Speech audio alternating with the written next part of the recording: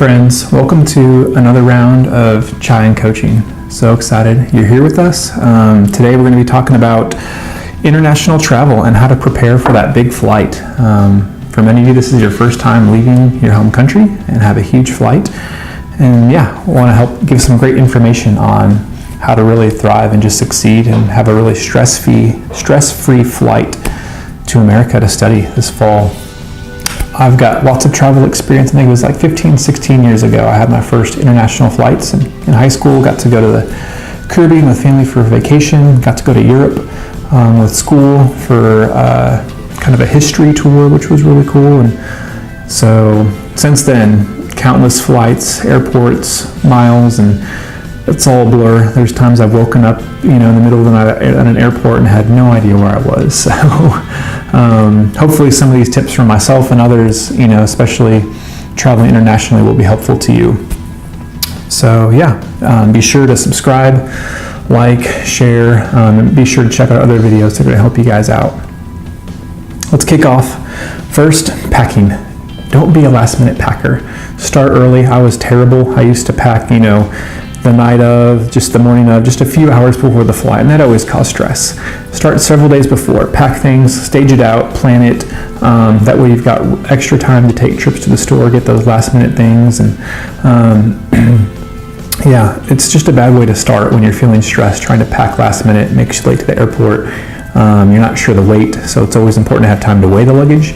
Measure it, weigh it, make sure it meets the regulations of the airline. Each airline's a little bit different on those things for the checked luggage and carry-ons and backpacks and things. Some airlines allow extra luggage for students, so make sure you check that. You might get a free extra bag, so take advantage of that. The TSA is the Transportation Security Administration of America. They have travel restrictions and requirements that you have to follow. One is the 311, where liquids on your carry-on luggage, so backpacks, carry-ons, you're only allowed to have 3 ounces, which I think is, I don't know if I can remember, 10 or 30 ml, but not very much, travel size, and you only get 1 quart-side bag of those per your carry-on that you have to take out of the bag and put it through security. Things like that, and different regulations about things you can or can't bring on the airplanes for travel, like food items. I'll put some links so you can check those. Be sure to read and abide by those. It can cause hassle at most, or at least, and at most, even get you into trouble if you're bringing the wrong things into the U.S. So please follow the rules. Rules are very important about what you can and can't pack when you come to America. Always check your flight status before going to the airport. Get online, Google, call the airport, make sure your flight's on time. Sometimes they get delayed or changed, and it would be terrible if you went there, but the flight isn't for another 5 more hours because it got delayed. So always check your flight before you go to the airport, make sure it's on time. I always encourage people to eat your favorite food before you leave. Have kind of a farewell meal or a last supper with friends or family, either at home or out somewhere. Even if you've got some time in the restaurant, grab something there that you really like or are going to miss. Kind of have a farewell food item, because the airplane food isn't very good, and food's going to be different coming to America for a lot of you, and so eat something that you're going to enjoy, and you'll kind of get to leave on a good note with that. Be sure to say goodbye well. If you plan and have margin, be sure you have time to say goodbye to friends and family. Take some pictures, give gifts, maybe have a little memento to give to family or parents. Make plans for communication. Make sure parents and grandparents have things like WhatsApp or Skype or FaceTime set up so they can use those things. So that's really, really important. Have all your documents double, triple checked and in order. Have extra photocopies, which is really important, of your things like your I-20, your passport, your visa, the invitation letters from the college, any other documents for the college you're going to need, any government IDs from your home, like a driver's license, contact information of where you're going to go.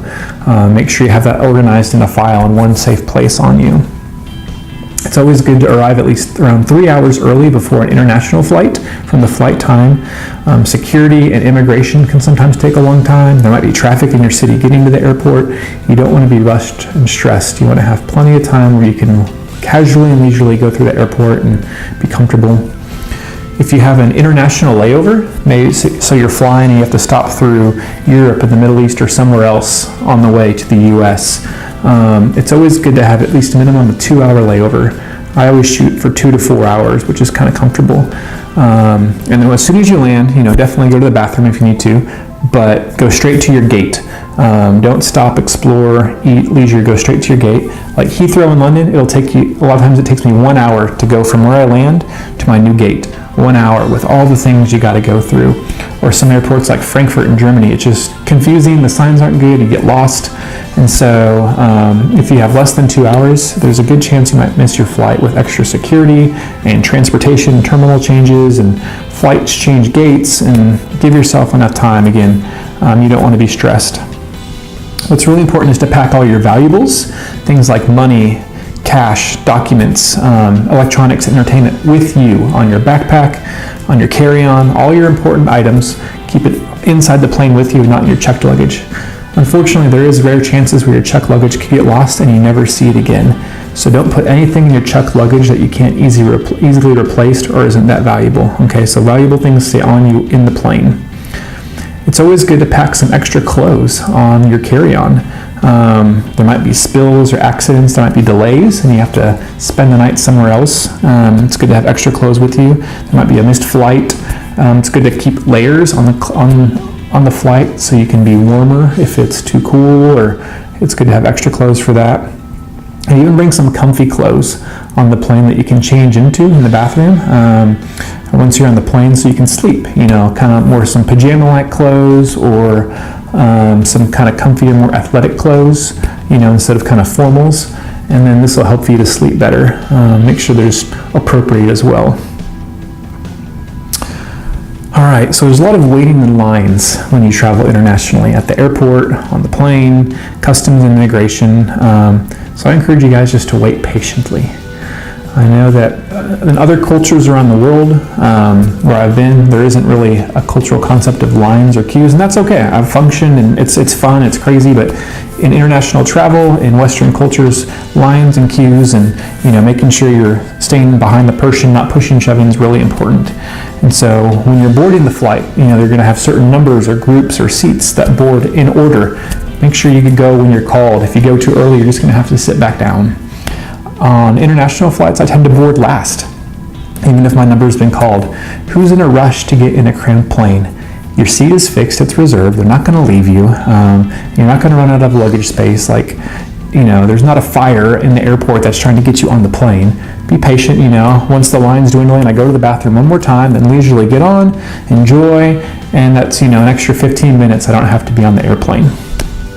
So don't be a hurry. And when you get off the plane, the proper kind of etiquette is to make sure that people in front of you have gotten up, gotten their luggage, and are walking down the aisle before you go out. So don't push ahead, don't cut, wait for people in front of you in the plane to leave and go ahead, and then it's your turn. And it makes it a much smoother, calmer, stress-free process.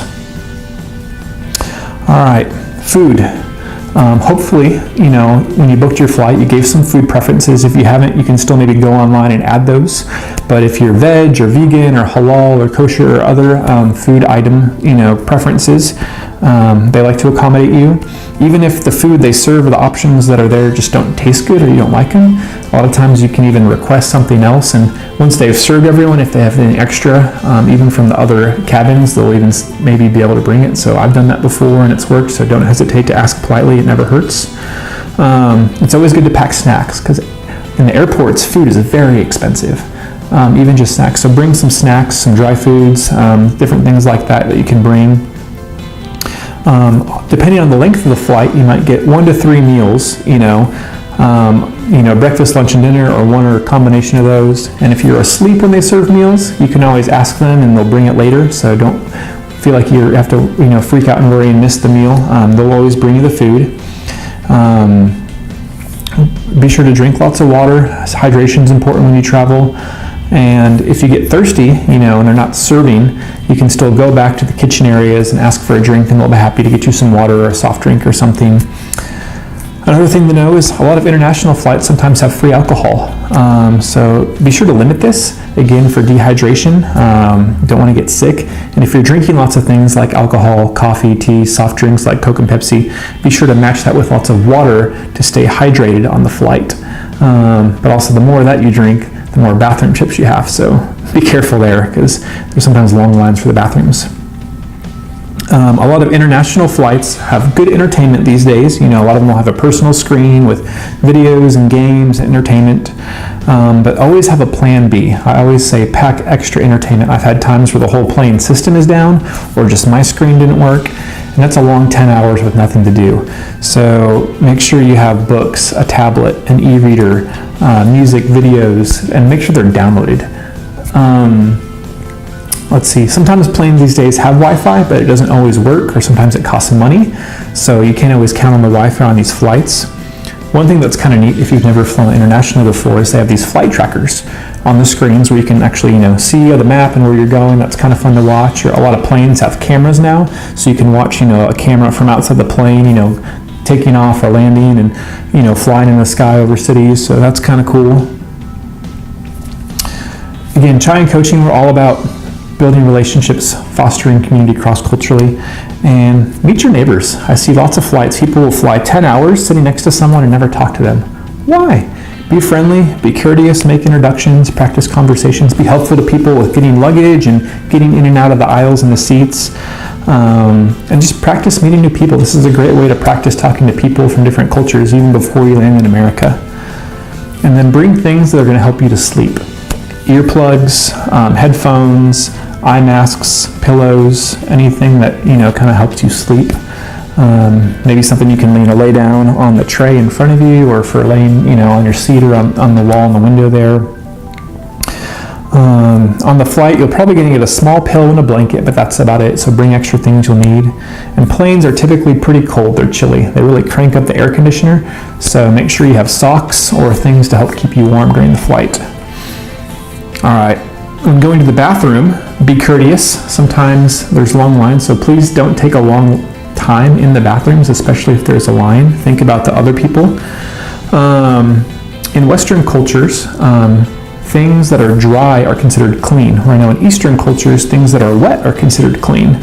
So on an international flight or coming to America, if you're going to use water in the bathroom, please don't splash it around or get the floor wet. Clean up any messes or spills that you make. And again, try not to take a long time in the bathroom and consider the other people that are waiting. In seat selection, windows are fun because you get to view and see outside the window, but they're also kind of stuck. The hardest to get in and out of on an international seat. I prefer to sit in the aisle. You've got easier access to get in and out for the bathroom, to get more food and drinks, just to stretch your legs.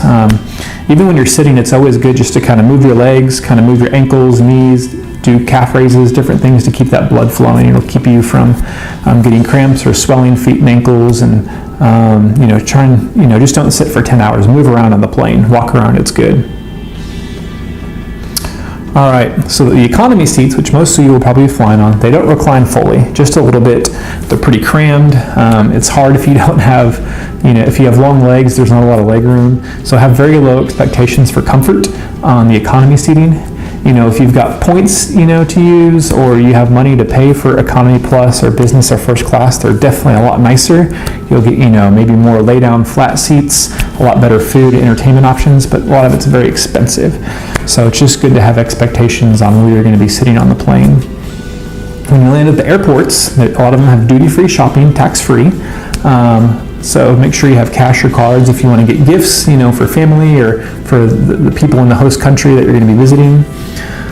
Well, all right, when you get to immigration and customs, again, don't be nervous. Be honest when you fill out the custom form. Write everything truthfully in terms of the money and the gifts and all that kind of stuff. Have all your documents ready. Don't be afraid because people are there to help you. If you act nervous and worried, then people have a reason to be suspicious. But just be confident, be truthful, and there shouldn't be an issue. And when you're at immigration, they're going to want contact information for the places that you're going to be going in the U.S. Phone numbers, addresses, maybe emails. So have all that ready. Have the college contact info ready. Have the information of the place that you're going to stay, people that are going to pick you up. That's really important to have. When I went to Australia to visit a friend who was studying abroad there, when I landed, I didn't have that. I had an email address, but no phone number or physical address, and that caused a big issue and took me a lot longer to get through immigration because I didn't have that proper information. All right. So if you land domestically in America first, say you land in like a big city like New York or Chicago or San Francisco, but then have to connect to somewhere else, for your final destination, it's likely that you're going to have to transfer, which means you have to pick up all your luggage, take it through security, recheck it. You know, you're going to have to go through personal security. That takes a lot of time, so make sure you have time to do that for your next flight. So be wary of, you know, budgeting that time, the effort, their energy with all your luggage. The luggage carts in America aren't free. That's one thing that really stinks about airports in America. The luggage carts aren't free. They cost several dollars, so make sure you have cash or cards to get those. If you're in a group of people and have a ton of luggage, there's kind of porters, guys that you can hire that have big carts that'll help get the luggage, move it for you. It's definitely maybe worth the time and money if you've got a big group and you can kind of split that cost. Something really important to do is to say please and thank you. Say it a lot, practice saying it. You know, say please when you need something, say thank you when someone helps you. That means a lot and goes a lot in Western cultures.